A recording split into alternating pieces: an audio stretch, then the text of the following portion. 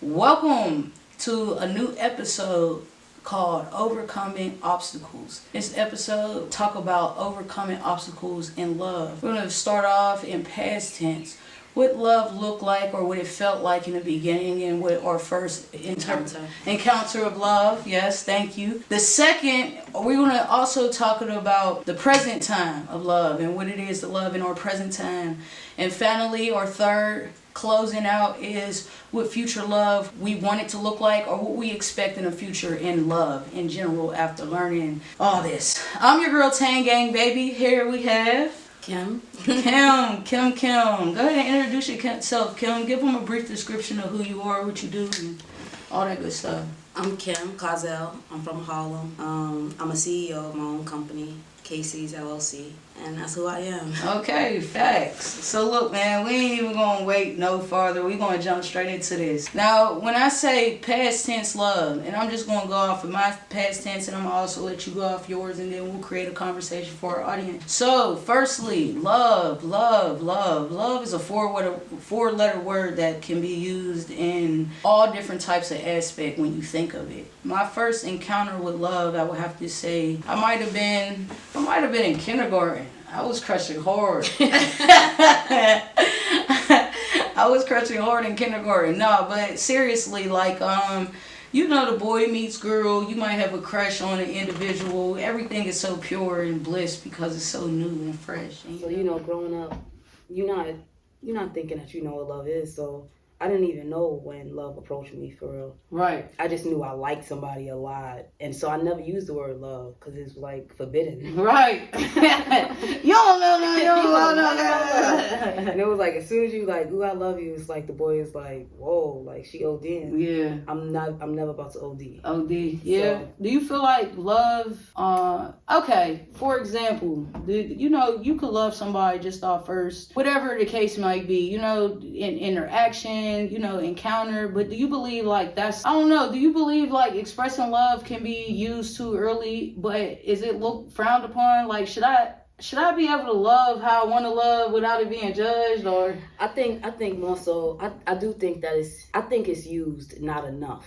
right. Okay. Thank you. Because I think it's like a thing people approach and they get afraid of, or it's something that you approach and it's like, it's new to you. So, but I don't think it, I feel like if we were taught more about love and we were actually let free with love instead of people down in our love just because we're young. right. You get what I'm saying? I feel like love would be a more common thing instead of trying to use people or get over on people. Right. Or be ashamed to say I love you. You get what I'm saying? Because everybody got this hard heart now. It's a hard shell, like nobody want to really let go and let release, and it's just like, I don't know, for me, I wish people would say I love you more so it could become more common than it is like more afraid to do. Exactly. I don't know, I've been hurt in the past, but just growing into this now, it's like I could still love whoever I want to love, even if they don't necessarily love me the same way, because that's just how I'm operated. You know what I'm saying? Yeah. Like, I don't hate nobody. We might have different disputes or some stuff like, encounters where, some shit might have happened, but at the end of the day, I feel like if you dwell on certain stuff, that eats you and it become you, See, but look, how comfortable are you to tell that person that you love them? I mean, whoever it is, it don't matter if man, boy, girl, animal. How comfortable are you to let those words out your mouth? I'm very comfortable, bro. I'm a sucker. I'm a sucker. I don't care. And at the end of the day, I'm bipolar. A person could think she cold, she's ignorant, she's like, but that's one of those inventions that you build up when you love as hard as you do sometimes too. Like them hard lovers, sometimes they could come off as rude and ignorant, and you wouldn't even know. Like you be it's like, all love. yeah, like seriously, like sheesh. So yeah, like past love, I don't know. I've loved a lot when I was younger. The younger me was so much more, I guess, influenced by just the world. You know, I was like real guppy, hee hee, ha ha.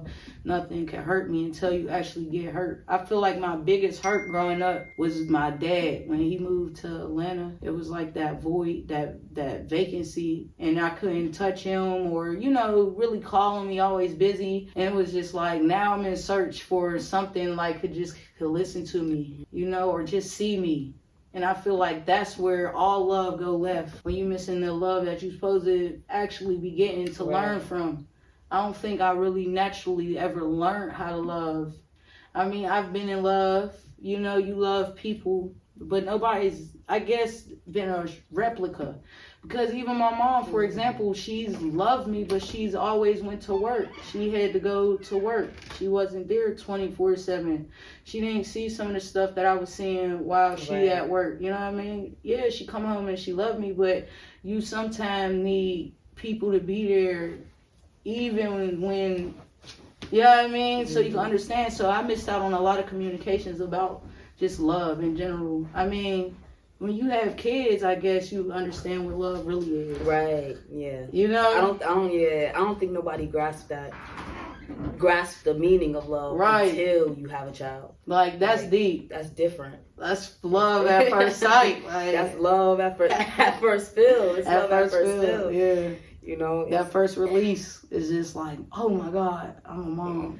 So we talked about past tense love and what that looked like for us as children. Now, you know, I don't care to tell my age. I'm 33 years old. You know what I'm saying? And right now, this form of love, I guess I got to go back to mothering. You know what I mean? It's a different type of love for me. I got a different type of love and respect for little young folks I see now. Right. You know what I'm saying? Yeah, so love for me is on, I would say, like, I don't know, growth. I'm grown in love now. Right. I think so too. Yeah, present time, I'm growing in love. Like, I choose not to use all the energy that I have for hate. Because you got a lot of energy. You just choose what you want to use it for. For real. So if I could use all that energy for hate, I could use way more of that energy for love, especially because after I use that energy for hate, I'm feeling guilty. Right. I'm feeling bad. I'm feeling sad. In the bed looking crazy. Yeah. Because now you know, because you're growing in love. So now you know that the stuff that you're doing, you ain't have to do. You didn't. You could have handled it a certain type of way. In a way in love. You get what I'm saying? You lead with love. And then you never know who you handling when you handling them. You know, so you treat everybody with love and you be good. That's how opportunities open. Love, that's the highest form of anything. Love. Hate is the lowest form. Yeah, you know, it's a lot of, I feel like we need love music. We are a culture of music. Yeah. I feel like in today's time, we talking about present love, I feel like the reason why it's so hard to break anybody's love chords because of the consumption of words that's being spoke through sound waves. Yep. And when you get a consistency of murder, shoot, kill, gang, bitch, you know what I'm saying? It's repetitive in your mind. So now you're influenced not only by just like, I don't know, situations growing up as a kid or whatever. You know, a lot of people went through a lot of stuff, but I feel like today's music, I don't know, in the 90s they was loving more. Yeah. You had your love songs, you had your sex songs, you had your shoot 'em up bang bang songs. Facts. But even that was to a certain point because I feel like even when you was shooting up bang bang, you had that community love in your neighborhood. Exactly. So it wasn't, where it wasn't purposeless. You know what I mean? Now it's just like, I'll spin a block and hit whoever, and it's like, I was on the block and I was chilling. You know what I'm saying? But look, that's how it goes back to, that's how they taught us to be in the past. Love. You don't know love. You a child. What you know about love? You get what I'm saying? You don't know nothing about this. When they are playing the old school good music, the old school love music, you don't know nothing about this. What they said in Jody? What he said in Jody? Jody Stepfather was like, yeah, little Jody or something like that. You don't know nothing about this. Yo, that's what we taught in our community though. No, facts. Like we taught to be hard. We taught hardcore. You know, not to show that. So don't cry. When the next generation is actually heartless, it's like. Yeah, so they say, you don't know nothing about love, but did they ever elaborate after like? No, because they ain't know shit. They didn't know nothing about love. They ain't know nothing about love themselves. They was just talking. They just talking, just to make, you know. Dang, see how when you really get to a core of a conversation, it could lead in so many directions. I never even thought of it like that. Shit. Was you embarrassed to tell your mom you had a boyfriend? Like, oh, I got a boyfriend. Your mom. Every girl's embarrassed. Of course, but why? But why? I don't know. We just, naturally like. Because 9 times out of 10, your parent either gonna downplay it or say like, that's your little friend. You don't like no boy. You don't even know what that is. You get what I'm saying? Like, yes, I definitely know what that is. Yeah, you know? I'm a cub, but I'm a frisky one.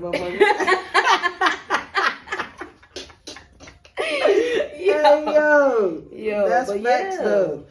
Swear, anybody I like or crushed or hit on, I was not telling nobody. No. I mean, the neighborhood, so your little friends and stuff, but don't let them be a hater. They go, man, that's why I was there talking to Brandy right now. What? Right. No, we just friends. Yep.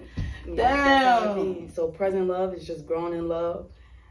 Knowing how to love. Right. What's the difference from being in love and just loving somebody in your present time, versus I'm in love and then I love you, because it's two different. The difference is passion. Yeah. The I love you is, it's alright, it's regular. It's I love you. But the in love is it's like passion. It's excitement that go with it. It's different feelings that go with the love instead of just saying I love you. Yeah. You get what I'm saying? It's like having, an example is one is seasoned steak and the other one is not seasoned. It's just salt and pepper. Right, but you want, yeah, okay. I get what I'm saying? It's it's a little bit more passion that goes into being in love with somebody. You get what I'm saying? You'll do anything for the person that you in love with. But you got limits when you just love a person. Right. You got limits on what you would do. And what you... And you get what I'm saying, or what you wouldn't do. You got limits. But then it's you're not in love with your... And then it's are you in love romantically or in love just in general? Because you could be in love with your child. You get what I'm saying? You dying for that child. You're going to do whatever it takes to make sure that child is good. But if you oh, I just love that child, you get what I'm saying? You're going to do what you can, but you ain't going to do, it ain't going to be by any means necessary. Right. You get what I'm saying? Limitations. It's limitations with regular love. But when you in love, it's no boundaries. Don't do anything. So I challenge the audience that's watching this to just deeply think right now, if you're any age range from 26 to 35 right now, y'all are in the growth part of grown in love. Now we speak of the future. We can't see the future. We have no advice right now to operate other than the weather system on what the fuck. Yeah, other than the weather system. You know what I'm saying? Mm-hmm. But in future tense, what do you feel like, or what do you look to learn out of love? You know what I'm saying? As you gather your data in the future, how do you plan on using the love that you're learned? You know what I mean? And pass it on. Do you pass it on? Do you write a book? Do you know what I'm saying? Yeah. But we all know, if we don't know, love is an energy. Mm-hmm. It's just an energy. So manipulate that energy to get everything you want. It's not just about romance. It's not just about, you get what I'm saying? You use that energy to access every single portal, every single door, right. Every single opportunity, that you can get your hands on. Because look, you don't gotta show love just to have something given to you materialistically that you can hold or tangible. You get what I'm saying? You could show love and you can actually heal that person, and now you're getting blessed phenomenally. You get what I'm saying? You could show love and touch a person. You get what I'm saying? Because they ain't never seen love like that before. You show love, touch a person, and they can give you an opportunity in your life. You get what I'm saying? It's not only about... So I'm just basically learning how to love all, no matter what. Right. It don't matter about whether the person got something to give me or not. Right. Treating somebody homeless just like the president. Right. That's my goal, And not that I don't do it right now, but I want to continue. I never want to get distracted from doing that. Right. I think love for me in the future is definitely, first and foremost for me, is loving myself enough to get where I want to get to. I mean, loving within, because it's a lot of stuff that I've done for certain individuals looking for, like you said, some type of, but that's when you lost in yourself. Mm-hmm. You know what I mean? So Validation. yeah, for me, it's just like, once I feel, I mean, you showed me that video of the dude where he was like, you know, he just can't stop being successful. You know what I mean? And I that's the part that I fear for myself because I'm so success driven. But I feel like the love that I want to be able to show through would be my success, helping others, grabbing those people that's like-minded, just like me. Growing past that point now where I'm in my 30s and 30 years later I'm in my 60s and I'm able to like change shit. Yep. You know, I feel like that's where my love will end up growing because it's already, you know, invested in what I'm trying to do. So like future love wise, it's just that I want to be able to change some shit in a loving way. If not anything, just one thing. I say, I did that. That was what I did as a human, as a God, as a mother nature, as a healer, as, you know what I'm saying? As everything that complies on this planet. I want to have one reason, you know what I'm saying?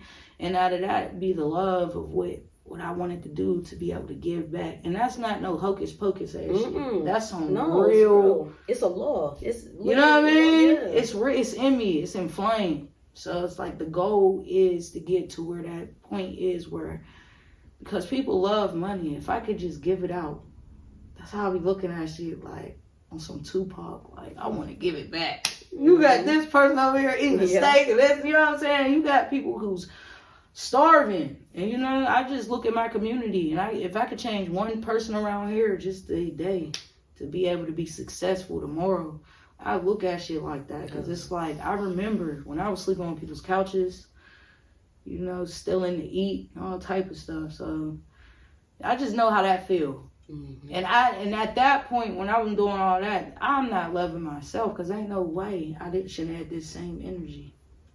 Who was stopping me, you know?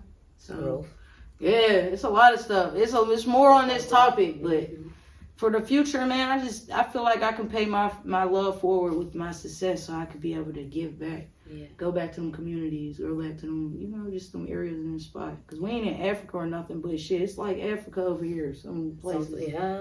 You know what I mean? That's a fact. So, yeah, but listen, we're going to wrap this up. How can we find this brochure and love? So that was the podcast, people. Thank you so much for tuning in and following us today. Listen, if you want to get more of these episodes, make sure y'all go to YouTube at What's Real. That's WUTZREAL. And you can find this over there. And you can find the brochures over at www.whatsreal.com if you need more insight to grow. I'm your girl, Tang Gang Baby, and I'm Kim. And this was Overcoming Obstacles. Let's go!